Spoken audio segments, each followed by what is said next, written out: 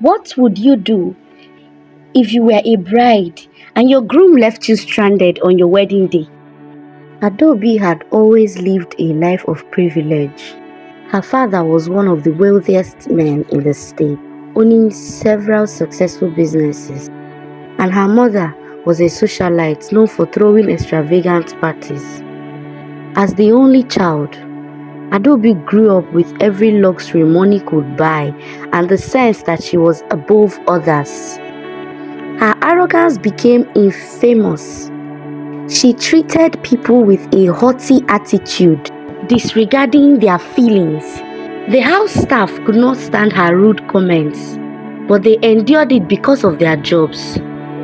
Friends stayed away because of her selfishness, yet she never seemed to care.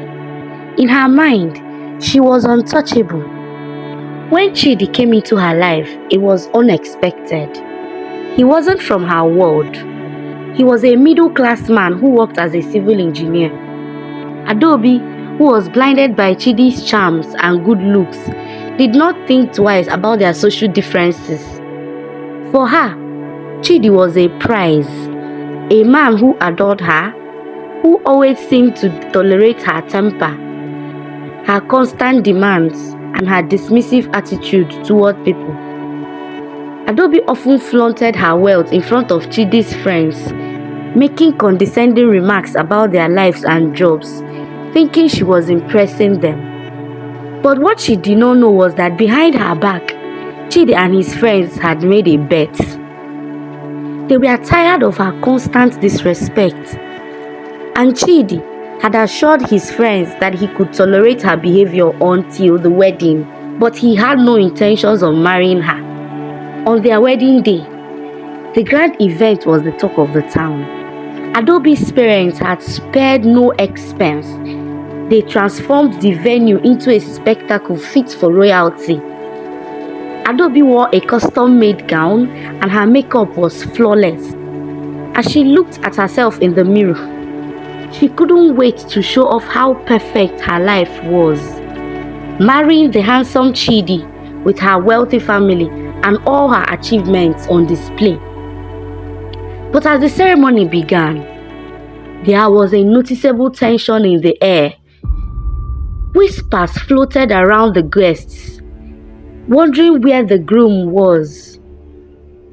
Adaobi stood confidently at the altar, waiting for Chidi. 5 minutes passed, and then 10. Panic started to set in. Her father rushed backstage, calling frantically, but Chidi was nowhere to be found. Then, in the midst of the growing murmur of confusion, Adaobi received a text message from Chidi. It was brief but devastating. It read, "I can't do this. You need to learn how to treat people with respect. This was all a bet with my friends. Goodbye." Adaobi felt the world crumble beneath her feet. The shame, the humiliation, and all eyes were on her. She could hear the whispers growing louder. She had been played. Her so-called perfect life was exposed for what it was, a shallow facade. She had lost everything, not just the man she thought loved her, but her dignity as well.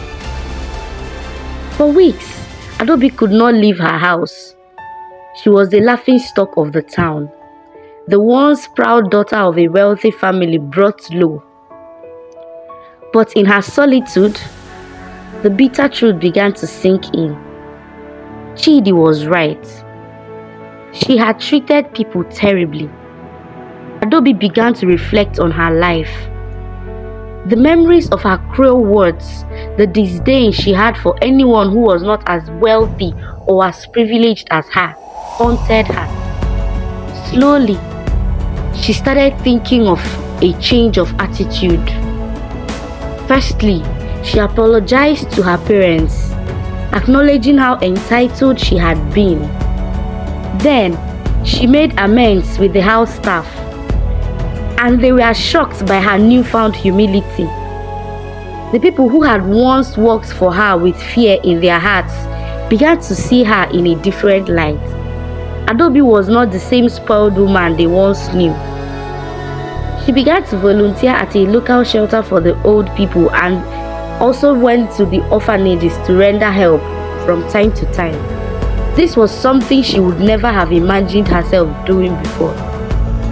Working with people less fortunate than her opened her eyes to the value of human decency, kindness, and empathy. She learned that respect could not be bought with money, and that true friendship and love were built on mutual care and understanding. Adaobi's transformation was not immediate, but it was real. And though the pain of what Chidi had done still lingered, she no longer carried anger in her heart. She now understood that the experience, though humiliating, gave her a second chance to become a better person. The lessons learned from this story: treat people with respect, regardless of their status or background. From the story, Adaobi's downfall was as a result of her disregard for others, showing that respect is fundamental in all human relationships. Humility is the key to personal growth. Adaobi's transformation began when she accepted that she had been wrong and sought to change her ways. If you love this video, please give it a thumbs up, click on the subscribe button, and please turn on the notification bell to be notified of when we post our stories on a weekly basis. Thank you for watching. Bye.